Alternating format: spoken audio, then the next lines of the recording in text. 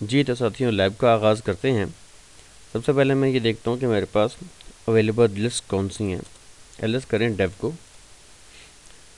मेरे पास SDB SDA भी मौजूद है, एसडीबी जो हमने ऐड की थी लास्ट टाइम, और एसडीसी भी मौजूद है। अब हम करते इस तरीके से हैं कि मैं एसडीबी 1 में एक पार्टीशन बना दूंगा, वहाँ से हम डाटा लेंगे। और एसडीसी जो है, ये मैंने 2 GB का एक पार्टीशन ऐड किया है, डिस्क अपने पास एक फुल डिस्क ऐड की है।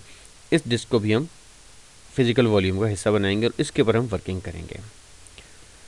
सबसे पहले हम कमांड देते हैं fdisk/dev/sdb।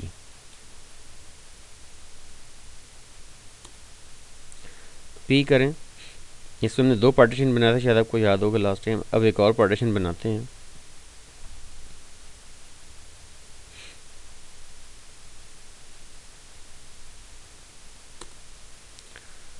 से अगेन मैं अब की बार मैं इसको कह देता हूँ कि एक्सटेंडेड कर दे।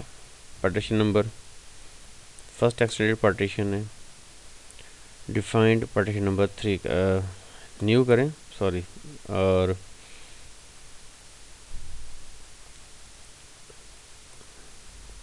पी करें, पार्टीशन नंबर 3 बना दें। और मैं कहता हूँ कि इससे ये हो जाए मेरे पास 250 मेगाबाइट का। पी करें, थर्ड पार्टीशन ऐड हो गया। अब आप टी प्रेस करें। मेरा ख्याल है मैंने सीक्वेंस गलत कर दिया, क्योंकि मुझे पार्टीशन नंबर देना होगा 3। मैं आपको 74 लिस्ट दिखा दूं, लेकिन चलिए लिस्ट मैं अब बाद में दिखा दूंगा आपको। और हम ये करते हैं कि एल प्रेस करते हैं, और जनाब देखें कि इसमें लिनक्स एलवीएम का कोड क्या है। ये देखें, ये लिनक्स एलवीएम है, इसका कोड है 8E। सो मैं कहता हूँ 8E और एंटर प्रेस करता हूँ। पी करें। अब ये देखें कि आपका जो पार्टीशन नंबर 3 है, ये लिनक्स एलवीएम बन गया। डब्ल्यू करें, सेव हो गया। अब fdisk/dev/sdb करें, तो उसके पास अब पार्टीशन एक मौजूद है। आप सिंपल fdisk/l करें, सॉरी,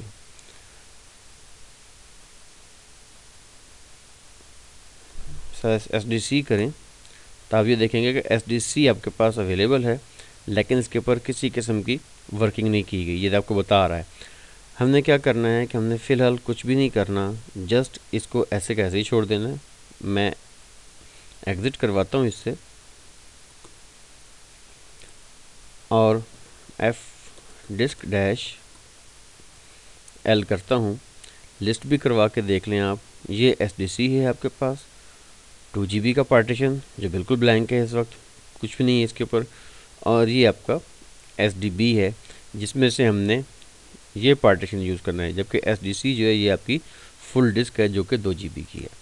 सबसे पहले मैं फिज़िकल वॉल्यूम क्रिएट करूँगा SDB 3 पर।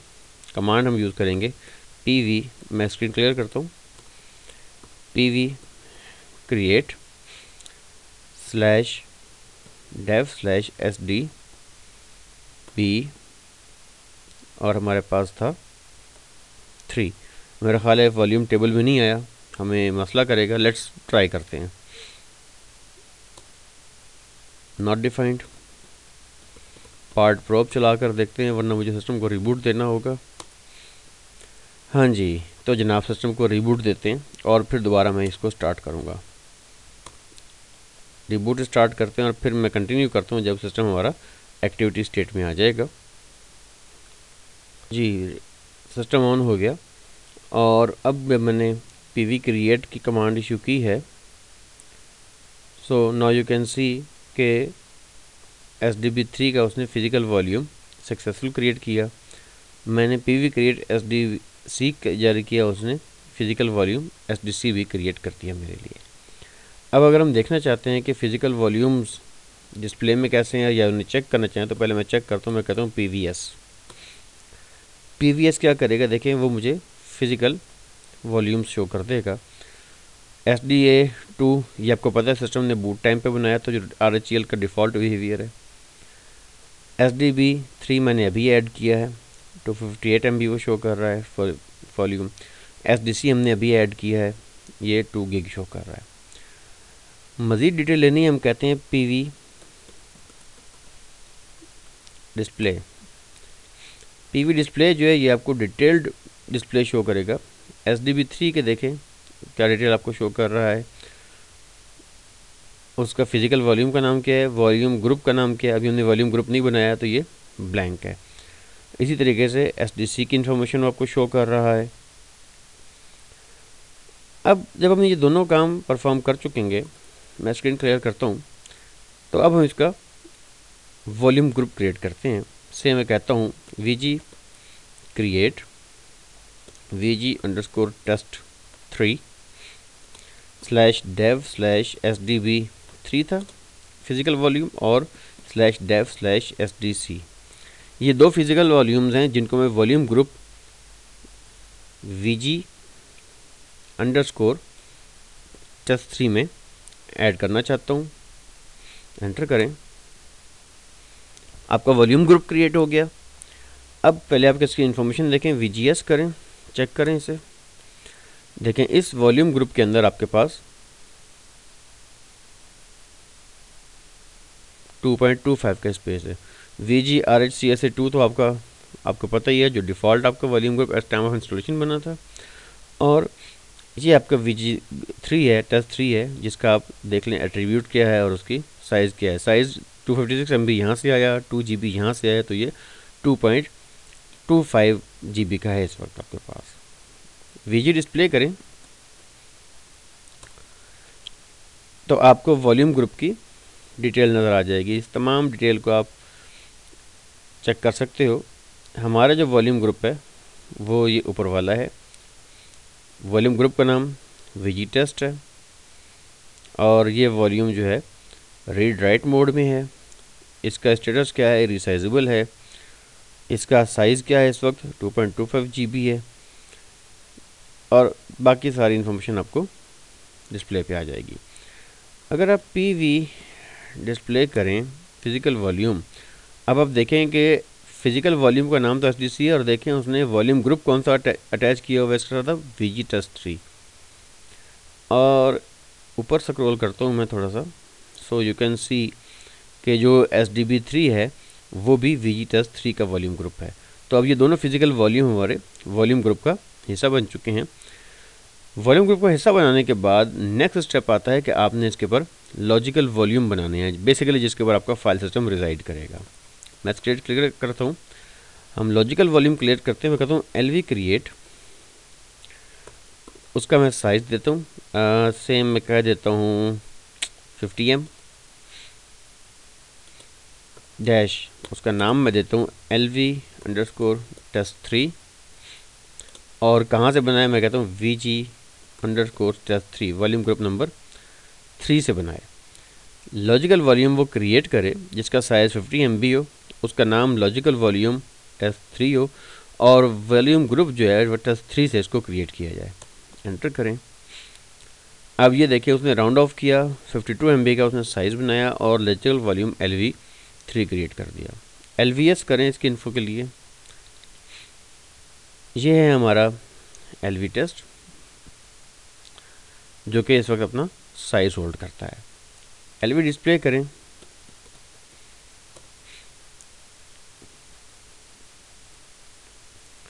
ऊपर आते हैं, स्क्रॉल करें ऊपर, और ये आपका लॉजिकल वॉल्यूम है /dev/VG_test3 LV_test3। वॉल्यूम ग्रुप कौन सा अटैच है, ये VG_test3 के वॉल्यूम ग्रुप से आ रहा है।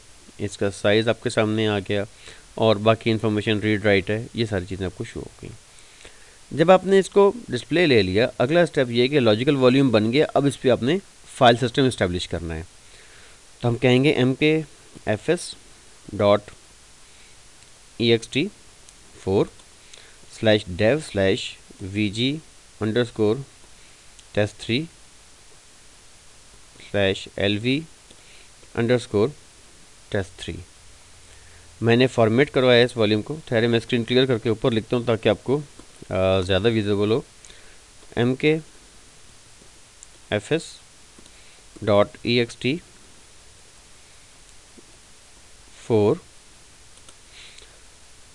4/dev/vg underscore test3 lv underscore test3 enter करें जी। उसने आपका फाइल सिस्टम क्रिएट कर दिया कंप्यूटर में। इसको क्लियर करें। नेक्स्ट हम क्या करते हैं, मैं कहता हूँ mkdir/vg_test data और मैं इसको माउंट करवा देता हूँ। माउंट करें /dev/vg_test3 lv_test3 और किस पे, मैं कहता हूँ /vg_test data पे। माउंट हो गया। आप df-ah करें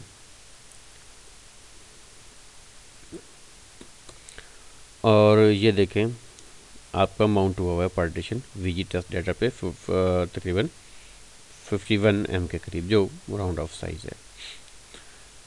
अब मैं क्या करूँगा, मैं FS टैब में भी तब्दीली करूँगा, जो मैंने पहले को बताया कि ताकि पार्टीशन सस्टेन करें। vi/etc FS टैब करें और यहाँ मैं अब कमांड दे दूँगा /dev/vg_test3 /lv_test3 और माउंट का करें /vg_test डाटा पर। फाइल सिस्टम जो है कौन सा यूज़ करवाना है, दैट64, देन डिफ़ॉल्ट्स कर दें और देन मैं फ़िलहाल इस पर चेक्स ऑन नहीं करवाना चाहता हूँ। सेव करें और अब आप मशीन को रिबूट करेंगे तो ये आपका वॉल्यूम जो है ये इंटैक्ट होगा आपकी वर्किंग के साथ।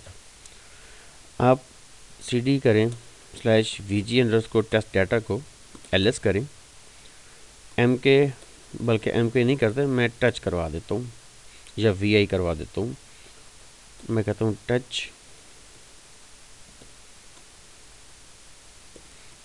टेस्ट डाटा, ls करें, फाइल क्रिएट हो गई। ls-h करें, ls-l करें, लॉन्ग लिस्टिंग में भी फाइल आपके सामने आ गई। तो ये मेथड जिसके थ्रू आपका LVM इंतहाई आसानी के साथ क्रिएट हो जाता है। आपको फाइल कमांड जहन में रखनी है और ये सिस्टम जो है चलता जाएगा। अब मैं LVM रिसाइज करता हूँ या इसका साइज़ कुछ इंक्रीज़ करना चाहता हूँ। मैं ऑनलाइन में, मैं अभी अनमाउंट नहीं हुआ, ऑनलाइन करते हैं। मैं कहता हूँ LV resize-l से मैं कहता हूँ कि जनाब इसका साइज़ बढ़ाकर से 75 M ऐड करें, किसमें /dev/vg_test-lv_test।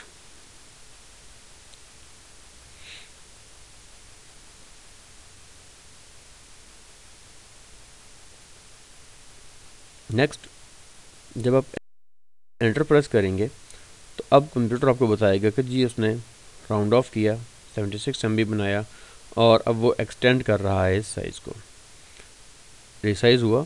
अब इस रिसाइज़ को कंसिस्टेंट करवाना है तो मैं क्या कहूँगा, resize to fs /dev/vg_test/lv_test3।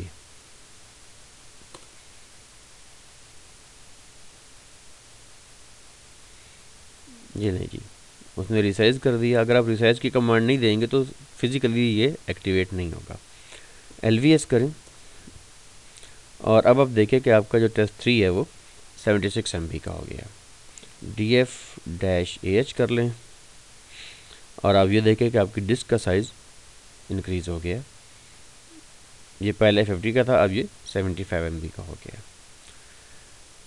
अब इसके बाद आता है साइज़ को डिक्रीज़ करना। डिक्रीज़ करने से पहले आप एहतियातन सिस्टम का बैकअप ले लें, क्योंकि अगर आपने इतना ज़्यादा डिक्रीज़ किया कि उससे डाटा अवेलेबल था और साइज़ बहुत कम हो गया, तो डाटा जो एक्स्ट्रा है वो सस्टेन नहीं करेगा और रिकवरेबल भी नहीं होगा। तो डिक्रीज़ करने से पहले आप उसको कम कर लें साइज़ को। अच्छा, इंक्रीज़ करने के लिए तो हमने ऑनलाइन बैठे थे, हमने ये काम कर लिया। डिक्रीज़ भी आप ऑनलाइन करें, बट बी वेरी केयरफुल कि ये काम जो है इंतहाई ध्यान से करना, या बेहतर है कि आप वॉल्यूम को ऑफलाइन ले लें अगर आप इतने एक्सपीरियंस नहीं है और आपको आइडिया नहीं है कि सिस्टम में हो क्या जाएगा। से मैं कमांड देता हूँ, मैं पहले जूम आउट कर देता हूँ, स्लैश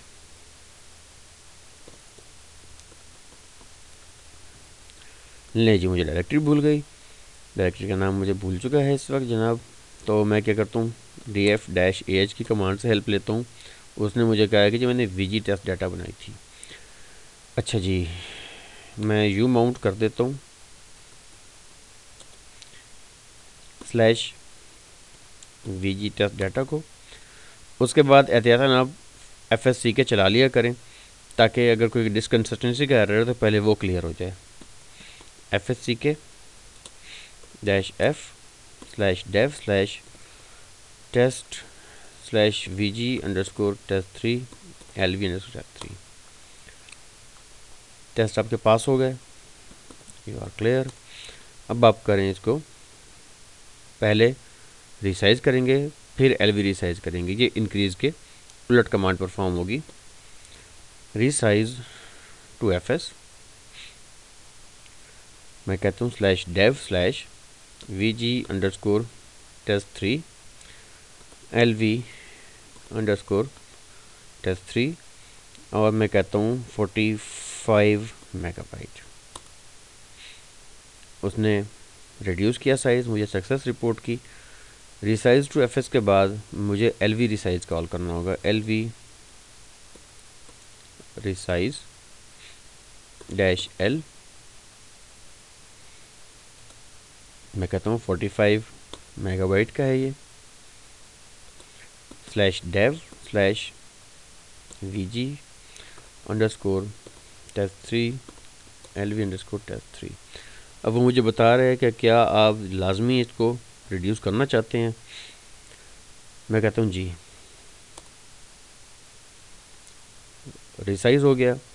अब आप दोबारा माउंट करवा दें, माउंट /dev/VG_test3 LV_test3, और मैं कराता हूँ /VG_test डाटा पे df-ah कॉल करें, और अब आप देखें कि ये वॉल्यूम आपका 45 मेगाबाइट का हो गया।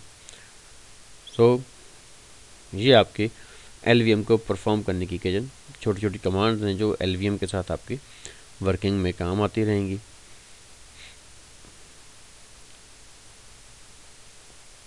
इसके अलावा हम अब आगे चल के ये देखते हैं कि इसका GUI कैसा है। अगर पैकेज इंस्टॉल होगा तो GUI अभी आ जाएगा, वरना मुझे यम से रब्ता करना होगा। मैं इसको कहता हूँ से system-config-lvm। system-config-lvm मेरा ख्याल है वॉल्यूम ये इंस्टॉल्ड नहीं है, तो मैं इसका पहले पैकेज इंस्टॉल करता हूँ, देन मैं आपको फिर एंड पे इसको शो करा देता हूँ।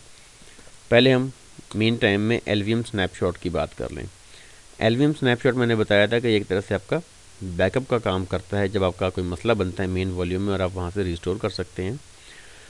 लेट्स सपोज मैं कॉपी करता हूँ कुछ फाइलें, LS करें, मेरे पास कुछ फाइल्स ये पड़ी हैं। मैं कहता हूँ CP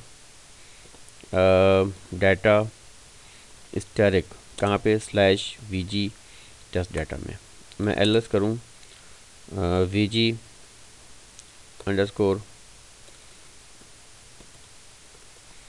डाटा, तो आप देखिए वहाँ फाइलें मौजूद हैं, और लॉन्ग लिस्टिंग ले लें, मौजूद हैं। df-ah करें, अब के वॉल्यूम का कुछ यूटिलाइजेशन होगी, 4.9 MB इन्होंने ऑक्यूपाई कर लिया हुआ है। अब हम अपना इसके फोल्डर का स्नैपशॉट क्रिएट करते हैं। मैं क्लियर करता हूँ स्क्रीन को, और से mkdir बना दें /test_snapshot। यहाँ पर मैं अपना स्नैपशॉट माउंट करूँगा। मैं कहता हूँ lv create -l length of the partition, मैं कहता हूँ उसे 200 मेगाबाइट के बना दे, या से कम है 150 फ़िलहाल कर लेते हैं, 150 megabyte -s s for snapshot, और मैं इसका नाम रख देता हूँ lvm snapshot 1। कहाँ से क्रिएट हो, dev/vg_test3, और इसका नाम रखा जाए जो lv test3 से इसने क्रिएट होना है। अब आप ये देखें कि उसने lvm स्नैपशॉट क्रिएट कर दिया है।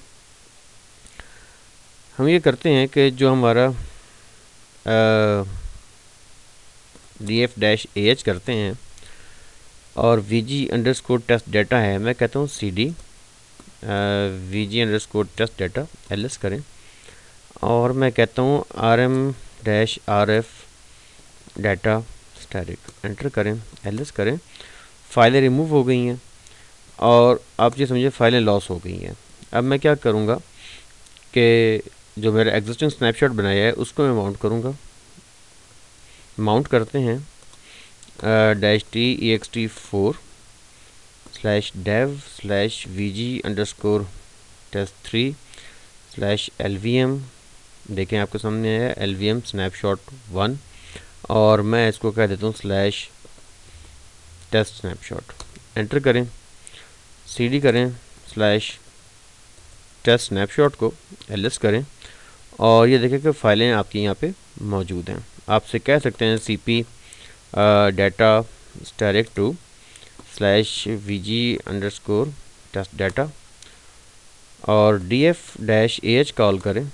अब आप ये देखें कि आपका स्नैपशॉट का साइज़ और आपका जो एक्चुअल डाटाबेस है उसका फोल्डर का साइज़ भी इक्वल हो गया। इट मीन्स फाइल्स आपने अपनी वापस रिट्रीव कर ली हैं। अब मैं इससे बाहर आता हूँ, रिमूव करना स्नैपशॉट को आपने, तो पहले तो आप करें कि umount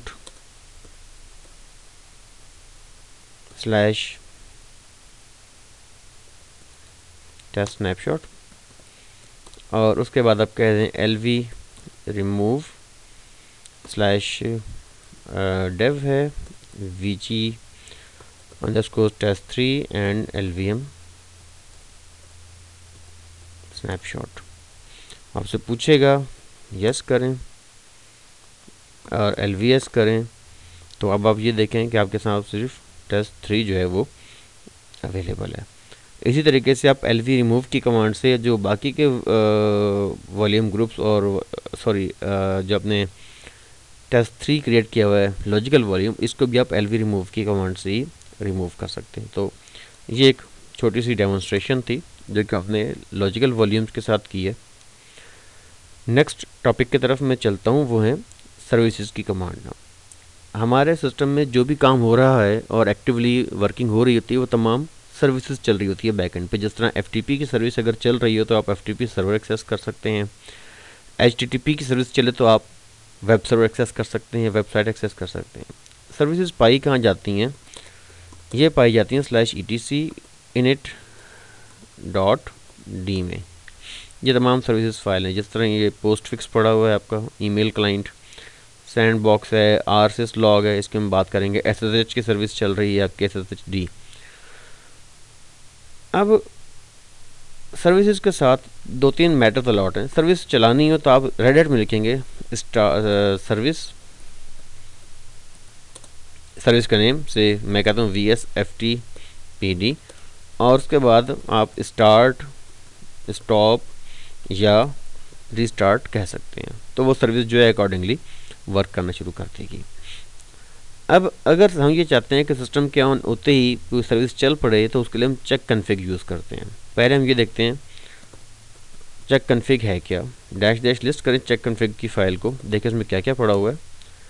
ये सारी सर्विसेज उसमें पड़ी हैं और हर एक के आगे देखिए कुछ ना कुछ लिखा हुआ है, 0 पे ऑफ, 1 2 3, ये हैं रन लेवल्स।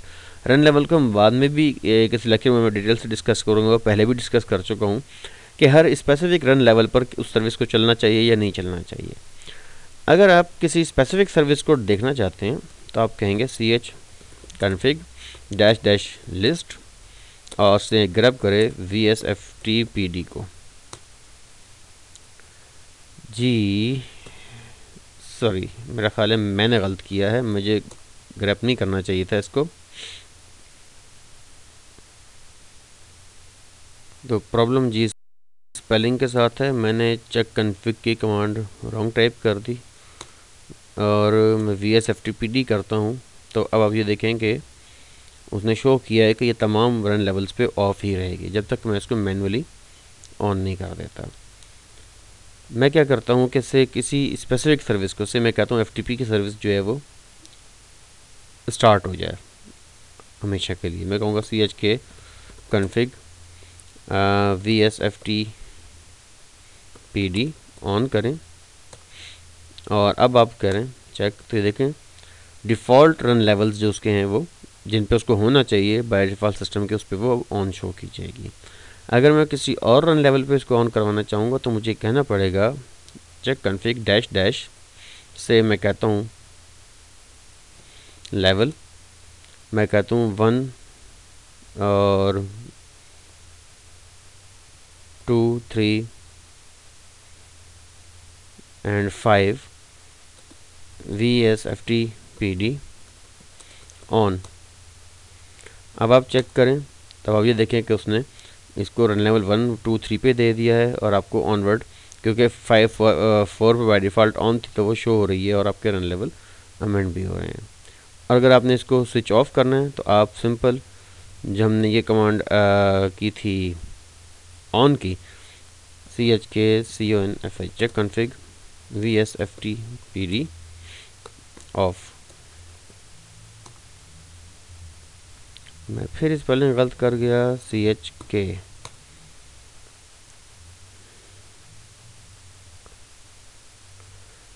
मैं ख्याल में ज़्यादा ही मिस्टेक्स कर रहा हूँ, मैं दोबारा टाइप करूँ ch के कन्फिग चेक कन्फिग vsftpd, मैं ऑन लिखता हूँ, ऑन कर रहा है, मैं ऑफ़ करता हूँ, ऑफ़ भी कर रहा है। ठीक है, जल्दी में टाइप मिस्टेक ज़रूर हो जाती है। अब मैं अगर इसको लिस्ट करूँ check config dash list vsftpd, तब आप देखें कि वो सर्विस दोबारा आपकी स्टेटस को शो करेगी। अब मैंने इसको चेक कन्फिग देखें डिफ़ॉल्ट रन लेवल से हटके मैंने ऑन किया था तो उसने अनडिफ़ॉल्ट ऑन रहने दिया है। अब मुझे इसको कह के बंद कराना पड़ेगा check config dash level 1 off. अब मैं करूँगा, मुझे इसको रिबूट देना पड़ेगा ताकि ये इस रन लेवल पर भी ऑफ हो जाए, क्योंकि ये अब इसको अभी तक ऑन ही शो कर रहा है मेरे पास। अच्छा, नेक्स्ट हमारे पास जो चीज़ें आती हैं, मैं देखता हूँ अगर system dash config dash services, ये भी एक डेमन है GUI है जो आपको सामने शो होता है और इसमें आप सर्विसेज की GUI के थ्रू कॉन्फ़िगरेशन कर सकते हैं। पैकेज मैंने ये भी इंस्टॉल नहीं किया हुआ, लेकिन आप इसको यम के थ्रू इंस्टॉल करके system dash config dash services जो है, शायद स्पेलिंग मिस्टेक थी, सर्विसेज का लफ्ज़ मेरे सामने, आपको मैं दिखा देता हूँ वरना आपको ये खुद से करना पड़ता। तमाम आपकी अवेलेबल सर्विसेज यहाँ पे शो होती हैं। मैं इसको मैक्सिमाइज़ कर देता हूँ। The service is disabled red के लिए, द सर्विस इज़ स्टॉप्ड अगर प्लग निकला हो, और अगर प्लग लगा हुआ है ये शो अरेंजमेंट सर्विस ऑन है। एनेबल करेंगे आप तो ये सर्विस ऑन हो जाएगी। आपको याद है लास्ट टाइम मैंने नेटवर्क मैनेजर ऑफ कर दिया था, से मैं इसको एनेबल करवा देता हूँ। तो अब नेटवर्क मैनेजर जो है ये आपका एनेबल्ड होगा। स्टार्ट भी करते हैं इसको। अब आप ये देखिएगा वो चल पड़ा और देखिए सर्विस रनिंग भी है और सर्विस एनेबल्ड भी है। कस्टमाइज़ करें, आप बता सकते हैं कि किस किस रन लेवल पे सर्विस को चलना चाहिए, तो वो ये वही चेक कन्फिग वाली परफॉर्मेंस यहाँ चीज़ यहाँ परफॉर्म हो जाएगी। सेम एरिया आपको यहाँ मिल जाएगा।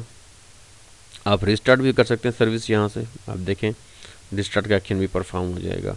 तो ये एक आपकी छोटी सी फैसिलिटी है जिसको आप यूटिलाइज़ भी कर सकते हैं अपनी क्विक वर्किंग के लिए, अगर आपको कमांड्स याद नहीं रहती। लेकिन बेस्ट थिंग इज़ के कमांड्स को याद रखें, और स्मार्ट कमांड्स है, छोटी कमांड्स है, तो आपको इसमें प्रॉब्लम भी पेश नहीं आएगा। बेसिक ट्रबल शूटिंग की अगर हम बात करने के लिए आते हैं, अब कुछ ये थ्योरेटिकल बात ज़्यादा है कि सबसे पहले तो आप ये देखिए कि अगर कोई सिस्टम में कोई प्रॉब्लम आ रहा है तो आप ये देखें कि सर्वर की एक्सेस किस किस ने परफॉर्म की है। नंबर 2, आप ये ट्राई करो चेक करने की कि लास्ट एक्टिविटी क्या परफॉर्म हुई है सर्वर पर। रिसर्च करें सॉल्यूशन को, अगर आपको उस एरर का पहले से पता नहीं है। इंटरनेट अवेलेबल होता है जो कि हर पॉसिबल मसले का हल नियरली निकाल देता है आईटी का।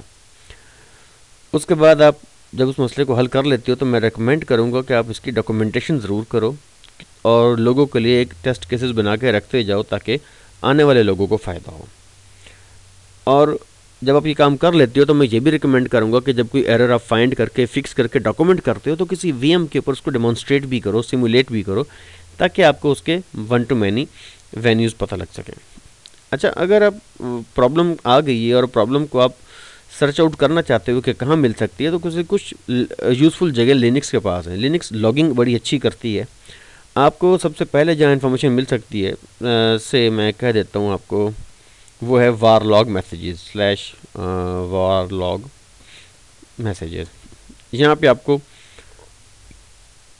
सारी अवेलेबल चीज़ें मिल जाएंगी। जिस तरह अभी मैं नेटवर्क मैनेजर स्टार्ट स्टॉप की है तो ये नेटवर्क मैनेजर से मुतल्लिक़ इन्फॉर्मेशन आपको यहाँ पे शो हो रही होंगी। This is the way. अच्छा, आप इसके अलावा वारलॉग में आपका ऑडिट भी होता है, उसमें ऑडिट लॉग आप देख सकते हैं। ऑडिट लॉग में आपको एससी लिनक्स से मुतल्लिक़ बड़ी इन्फॉर्मेशन मिल जाएगी। जब हम एससी लिनक्स पे बात करेंगे तो दैन मैं आपको एक्सप्लेन करूँगा कि ये वहाँ किस तरह हेल्पफुल हो सकता है। इसके अलावा वारलॉग आपका सिक्योर है, जो आपके लॉगिन्स और लॉग ऑफ से मुतल्लिक़ इन्फॉर्मेशन जो है वो स्टोर कर रहा है। और इस तरह के डिफरेंट अगर सर्विसेज हैं, FTP है, HTTPD है, तो उनके भी रेलेवेंट लॉग्स आपको वारलॉग में से मिल जाते हैं। इसके अलावा आप CPU यूटिलाइजेशन चेक कर लेते हैं। उसमें जीनोम का सिस्टम मॉनिटर है, से मैं कह देता हूँ GNOME dash system monitor. Let's wait. GNOME का सिस्टम मॉनिटर आपको आपके सिस्टम का GUI में स्टेटस दिखाएगा। जीनोम मैं कह देता हूँ उससे सिस्टम मॉनिटर, यस, एंटर करें। ये देखें आपको CPU की यूटिलाइजेशन, मेमोरी और स्वैप की हिस्ट्री, नेटवर्क की हिस्ट्री, ये सारी चीज़ें आपको शो करेगा। आप फाइल सिस्टम के मतलब चीज़ें यहाँ से देख सकते हैं। प्रोसेसेस जो आपके चल रहे हैं, सिस्टम आपको कौन सा है, ये सारी इन्फॉर्मेशन आपको यहाँ से अवेलेबल हो जाएगी। स्क्रीन को मैं क्लियर करता हूँ। आप अपने सिस्टम पे लगी हुई डिवाइसेस कुछ देखना चाहते हैं, FDisk एक तो आपकी हेल्प कर सकती है हार्डवेयर के लिए। अगर आप LS-PCI करेंगे तो जितनी भी PCI डिवाइसेस हैं वो आपको मिल जाएंगी।